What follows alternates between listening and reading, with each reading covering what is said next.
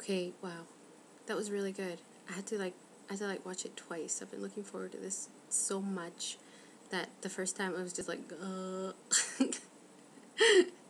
yeah. I just kind of zombied out just watching my favorite characters again. So I had to watch it a second time just to see how good it actually was. I purposefully made myself not read Clash of Kings again because I didn't really want to focus on the book too much. I really just wanted to enjoy the show this time around. So that's what I did, and it was so, so good. Okay, so I want to get started. Okay, so in typical Carla form, I'm not going to go scene by scene because I think that's really boring. I'm just going to sort of talk about what I think were the really great things about this episode that made it so great. I mean, I've been looking forward to this for so long. And it finally, is here. I watched it, and then I was kind of feeling, But then when I watched it again, the small details and the work and the craftsmanship that went into making this episode really stood out for me. And what I really loved was, at least for me, there were like two central ideas or two central themes that were really what I thought were supposed to be coming through to the rest of us. And one was the idea of learning how to rule, or being able to be guided, led, and at the same time lead yourself or have self-confidence to do it yourself. And you see that with every character as we go into the episode. I mean, we start the very first scene with Joffrey, and most of us at least don't like Joffrey because of his arrogance, his conceit, and his complete disregard for the feelings of others. So we get it with him, with Cersei, and then in that opening scene, then Bran comes next, which is the polar opposite. He is wanting to be guided by the Maester because he's now Lord of Winterfell. And I love details, okay? I love the details, and I love how in that scene they're both seated side by side, and Bran even has his hands in the same position as the Maester does so that he can exude this sort of powerful or at least lordly appearance to the people that he has to listen to. Anyway, so him, then Daenerys, when we go to the Dothraki, that has to lead her people in a very destitute situation. Jon, who is now, being groomed to lead by Mormont, who's basically has just knocked him a peg or two, and then gives him the best advice is if you want to learn how to lead, you need to learn how to follow. Stannis, we meet Melisandre for the first time. She's so cool. Freaky, but cool. And I love that necklace. I want one. But anyway, yeah. We see him as the very, obtuse, very hard man who's just not lovable at all. Is just just wants to rule by power and just sheer logic, nothing else. He just doesn't.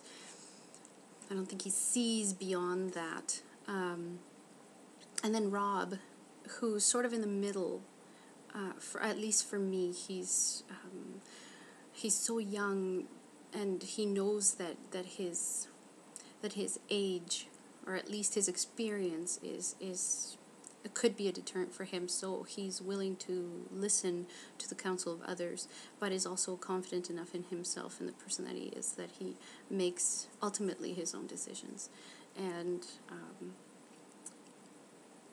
something that his mother, Kat, is she's kind of wavering, but anyway, she's been wavering for a while. So as far as that theme of learning how to rule, that's, you kind of see the whole spectrum there, even with Tyrion. He's sort of enjoying the fact that, and sort of lording it over, no pun intended, but yeah, he's kind of lording it over his sister that he's come into King's Landing with this much power. He's representing his father. He is acting as the hand of the king. And, I just love that one line that he says to her after he's just, kind of berated her, yeah, taken her down a peg or two for losing Arya.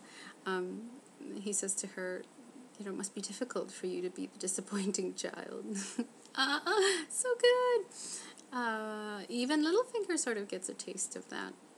Speaking of leaders that we might see here in, you know, in the next coming weeks, with Cersei, you know, flexing her muscles there for him, and yeah, almost killing him. But yeah, he did look a little bit shit scared, which is kind of fun. But anyway, so that's one of the central ideas that really made this episode great. You see all your characters again, you get to reunite with them, you get to, you know, kind of catch up again on what's going on with them and where their individual stories are going, but we get to see the growth, if there's growth. Some there is none, some there is slightly, and others, yeah, there's tons. But the other idea is the lies in the truth. That was the big thing, and you keep seeing it peppered in the whole episode, especially with Stannis. I think they make it. They start making it more prominent there, where the Maester tells Davos, you know, the Onion Knight, to tell the king the truth, and Davos says, "Well, what's the truth?" It's all relative at this point. It's all subjective. Everybody thinks that they're right, and he's the one that sees all this. He's actually quite brilliant of a character, because he gets to let us see that too. That no matter how much we love each and every character, really it's completely subjective. That you can bring up objections to every character for everything that they're doing, and this is life. And is that the truth? I don't know. I was just going to say that's the truth, but is it? I don't know. That's the whole point. It's awesome. I love that. And then, of course, Tyrion with the big speech that he gives to Shay about how there are so many liars in King's Landing, and there are at least 2 very great liars, and I think we know who those 2 are. Hee hee. Disappointments. I didn't like some of the casting. I didn't like the person they chose to play the Onion Knight, actually, Sir Davos. He, I don't know, maybe I've forgotten, it's been so long since I've read the books, but I always imagined him very, you know, slim, not slim, actually, kind of scrawny, sort of brooding person that, is harsh in his own ways, because he imposes so much on himself now that he has this title that was given to him by someone he feels very much indebted to, and so being he also, there's also that part that he knows that everybody else sort of, you know, makes fun of him or doesn't take him too seriously, because he had been a smuggler and raised to this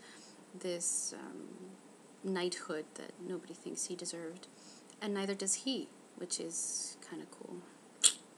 I love that. But the guy that they chose was kind of chubby. It's not my only objection. It just sort of looks like he's kind of enjoyed the good life a little too much. And, yeah, kind of quite comfortable in his nobility. But it was only the first episode. Maybe we'll get to see a little bit more of what I just blabbed about in the later ones. So yeah, that was kind of disappointing. Anything else?